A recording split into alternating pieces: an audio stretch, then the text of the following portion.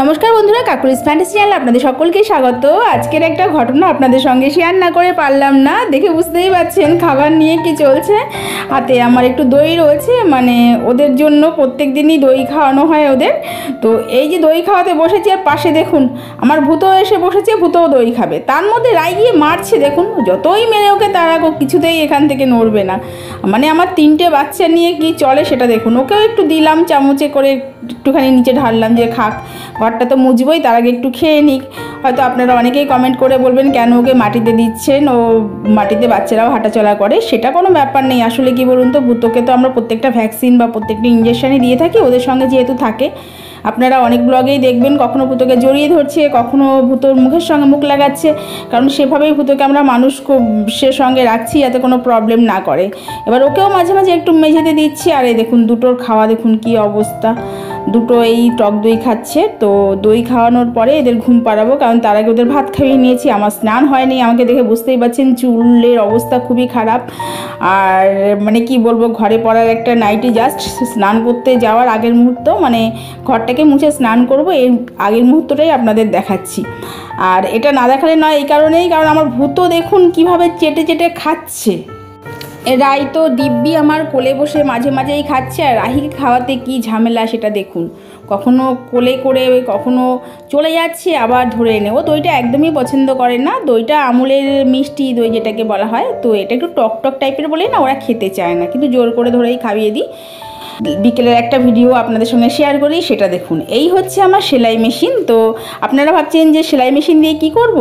আরে সেলাই মেশিন দিয়ে কোনো কিছু করব না সেটা না, আমার মেয়েদের কিছু জামা আমি নিজে কেটেই সেলাই করব। এর আগে টেলারিংয়ের কোর্সটা আমার করা ছিল, তো ভাবলাম যে আমার মেয়েদের এত জামা লাগে, আর তার থেকেও বরং একটা ভালো হয় যেটা আমি কেটে নিজে কাটিং করে যদি বানিয়ে দিই, দেখতেও ভালো লাগবে আর মেয়েরা পরলেও ভালো লাগবে।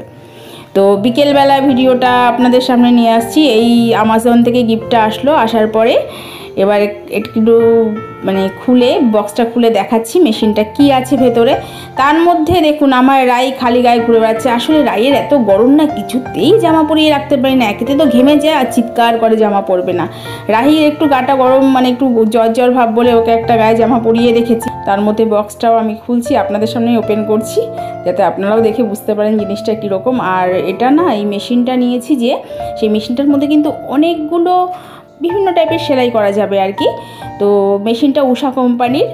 আর দামটা আমি ঠিক বলতে পারবো না কত নিয়েছি, সেটা ওর বাবাই বলতে পারবে। ওর বাবা এটা আমাকে গিফট দিল, বললো মাঝে মাঝে তুমি বলো যে মেয়েদের জামা টেলার্সে দিয়ে আসতে হবে, তো দিয়ে আসতে হবে না, তুমি নিজে যখন জানো নিজেই কেটে কেটে সেলাই করো না, ওটাই ভালো হবে। তো যাই হোক, আমারও খুব ইচ্ছে ছিল যে একটা মেশিন হবে, নিজের হাতে নিজের জামা বানিয়ে বা আমার মেয়েদের জামা বানিয়ে মেয়েদের পরাবো।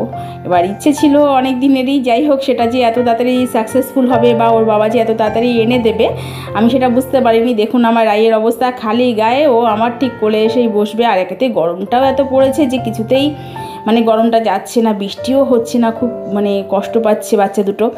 তো এই দেখুন খুললাম বক্সটা। এবার বক্সটাকে উল্টে মানে না হলে হবে না, কারণ এমনভাবে দেখুন ভেতরে শোলাগুলো রয়েছে, শোলার ভেতরে রয়েছে, কারণ সেভাবে প্যাকেট হয়ে এসছে এটা। এবার এটাকে উল্টে দিলাম, দেখি ভেতরে কীরকম টাইপের মেশিনটা। আপনারাও আমার সঙ্গে দেখুন। এই যে দেখুন মেশিনটা দেখেছেন কি সুন্দর, পুরো প্লাস্টিকের কিন্তু মেশিনটা, জানেন তো এখন সব মেশিনই প্লাস্টিক বডি হয়, আর অনেকগুলো সেলাই হয়। সেটা আমি যখন করবো না আপনাদের একদিন দেখাবো, কারণ এর মধ্যে কিছু কাটিংয়েরও ব্যাপার আছে। যখন কাটিং করব তখন সেটা তো আপনাদের সঙ্গে শেয়ার করবোই, প্লাস সেলাই করাটা সেটাও দেখাবো। তো আমি যে খুব ভালো কাজ জানি সেটা বলবো না, তবে হ্যাঁ মানে চলে যাওয়ার মতন কাজ আমি জানি। এছাড়া টেলারিংয়ের কোর্সটা করেছিলাম, তারপরে আর সেভাবে সেলাই করা হয়নি, টুকটাক যা নিজের জন্য বানিয়ে পড়েছিলাম। হয়তো করতে করতে হাতের ফিনিশিং অনেক ভালো হয়ে যাবে, তখন দেখাবো। মেশিনটা দেখুন কালারটাও কি সুন্দর, সাদা আর অনেকটা ভালের টাইপের কালার, ব্লু ঠিক বলবো না এটা। দেখুন আস্তে না আস্তে আমার রাইয়ের কাণ্ড দেখুন। রাই আর রাহি দুজনে মিলে কি করছি সেটা দেখুন। রাহি তো ফোন নিয়ে রয়েছে, আর রাই দেখুন। যাই হোক, আজ তবে এ পর্যন্তই রাখছি। নমস্কার।